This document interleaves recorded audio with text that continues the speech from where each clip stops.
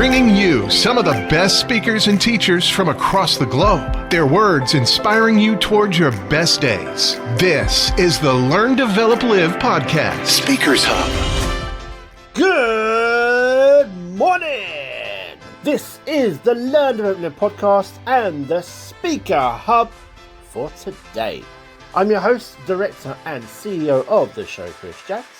How are you doing? What's going on today and how is it going so far? For the episode, we're going to have a great time with today's speaker, the self-professed professional troublemaker, Luvvie Ajayi Jones. Not afraid to speak her own mind, the uplifting Luvvie is going to show a serious message and encourage you to get a little bit more comfortable with being uncomfortable. I'm a professional troublemaker.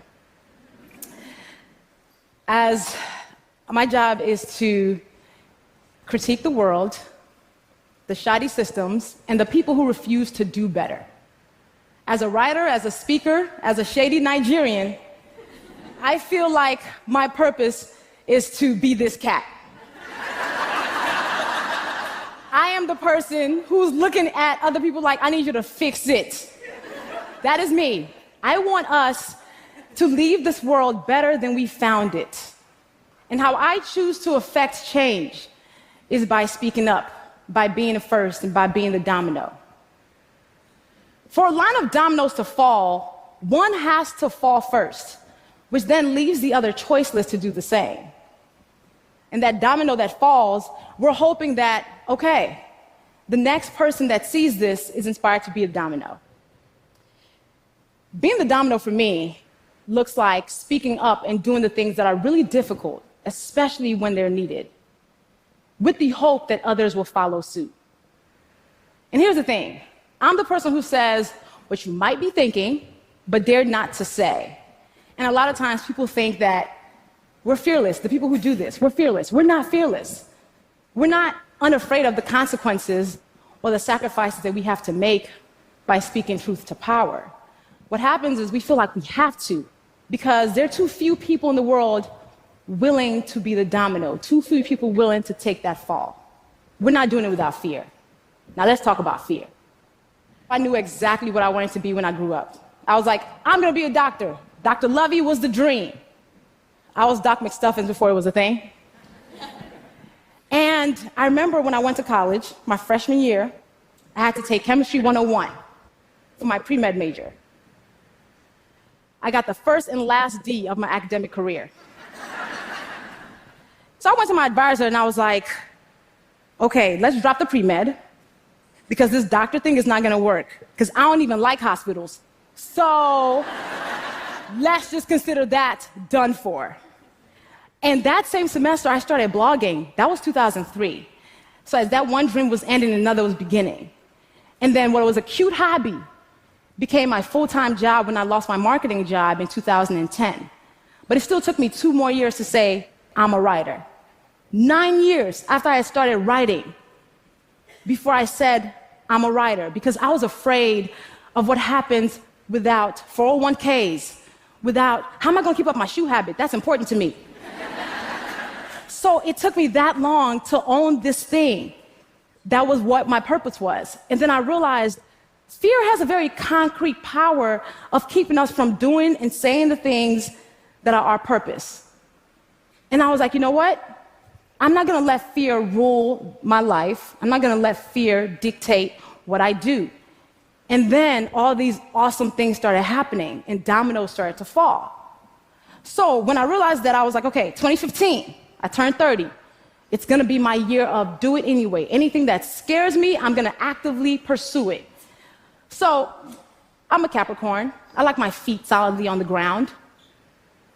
I decided to take my first ever solo vacation, and it was out of the country to the Dominican Republic. So on my birthday, what did I do? I went ziplining through the forest of Punta Cana. And for some odd reason, I had on business casual. Don't ask why. And I had an incredible time. Also, I don't like being submerged in water. I like to be, again, on solid ground. So I went to Mexico and swam with dolphins underwater. And then the cool thing that I did also that year that was my mountain was I wrote my book, I'm Judging You to Do Better Manual. And I had to own that whole writing thing now, right? Yes. But the very anti-me thing that I did that year that scared the crap out of me, I went skydiving. We're about to fall out the plane. I was like, I've done some stupid things in life. This is one of them. And then we come falling down to earth, and I literally lose my breath as I see earth. And I was like, I just fell out of a perfectly good plane on purpose. What is wrong with me? But then I looked down at the beauty, and I was like, this is the best thing I could have done. This is an amazing decision. And I think about the times when I have to speak truth. It feels like I am falling out that plane. It feels like that moment when I'm at the edge of the plane, and I'm like, you shouldn't do this. But then I do it anyway because I realize I have to. Sitting at the edge of that plane and kind of staying on that plane is comfort to me. And I feel like every day that I'm speaking truth against institutions and people who are bigger than me and just forces that are more powerful than me, I feel like I'm falling out of that plane. But I realize comfort is overrated because being quiet is comfortable. Keeping things the way they've been is comfortable. And all comfort has done is maintain the status quo. So we've got to get comfortable with being uncomfortable by speaking these hard truths when they're necessary. And for me, though, I realized that I have to speak these truths because honesty is so important to me. My integrity is something I hold dear. Justice, I don't think justice should be an option. We should always have justice. Also, I believe in shea butter as a core value. And I think the world would be better if we were all more moisturized. But besides that, with these as my core values, I have to speak the truth. I have no other choice in the matter.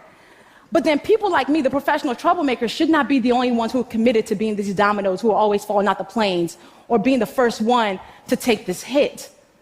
People are so afraid of these acute consequences, not realizing that there are many times when we walk in rooms and we are some of the most powerful people in those rooms. We might be the second most powerful, third most powerful.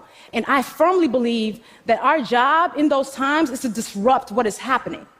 And then if we're not the most powerful, if two more of us band together, it makes us powerful. It's like co-signing the woman in the meeting, you know, the woman who can't seem to get her word out, or just making sure that other person who can't make a point is being heard. Our job is to make sure they have room for that.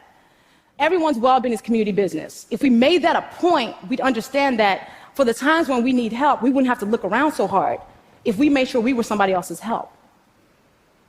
And there are times when I feel like I have taken very public tumbles and falls. Like a time when I was asked to speak at a conference, and they wanted me to pay my way there. And then I did some research and found out the white men who spoke there got compensated and got their travel paid for.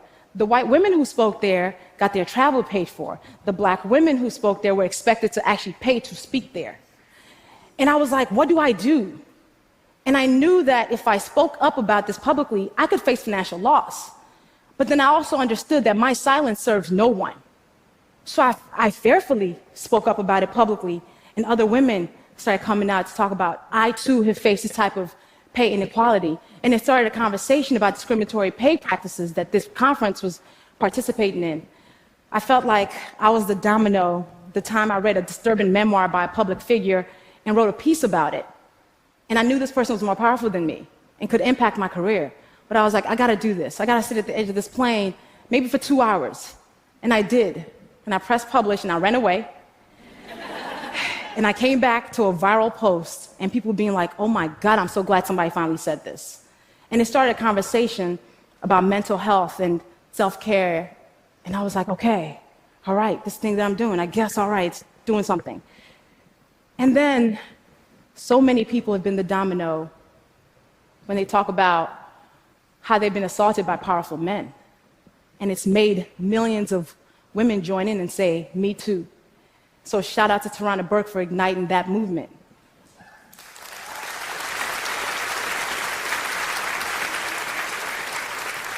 People and systems count on our silence to keep us exactly where we are. Now, being the domino sometimes comes down to being exactly who you are. So I've been a shady somebody since I was 3. This is me on my 3rd birthday. But I've been this girl all my life. And I feel like even that's been the domino, because in a world that wants us to walk around as representatives of ourselves, being yourself can be a revolutionary act. And in a world that wants us to whisper, I choose to yell.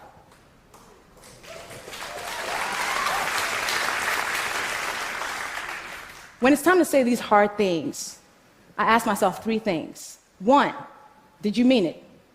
2, can you defend it? 3, did you say it with love? If the answer is yes to all 3, I say it and let the chips fall. That's important. That checkpoint with myself always tells me, yes, you're supposed to do this. Telling the truth, telling thoughtful truth should not be a revolutionary act. Speaking truth to power should not be sacrificial, but they are. But I think if more of us chose to do this for the greater good, we'd be in better spaces than we are right now. Speaking of the greater good, I think we commit ourselves to telling truths to build bridges to common ground. And bridges that aren't based on truth will collapse. So it is our job, it is our obligation, it is our duty to speak truth to power, to be the domino. Not just when it's difficult, especially when it's difficult. Thank you. That video can be found on YouTube and it's called Get Comfortable with Being Uncomfortable, Luvvie Ajayi Jones, and is published by the TED Talks YouTube channel. Now that is all we have time for today. I hope you have a great rest of your day and I'll be back with you tomorrow for more. And also, hey, if you're able to give the podcast a review and a rating for others to be able to see that this has helped you, especially on your own motivational adventure in life, why not even just leave your favourite quote? Now that is all from now. Take care of yourself and I'll see you in the next one. Learn, develop, live. Helping you do more than just survive another day. Learn, develop, live. Thanks for listening. You can find more motivation and inspiration at learndeveloplive.com. And we'll be back to inspire you again tomorrow.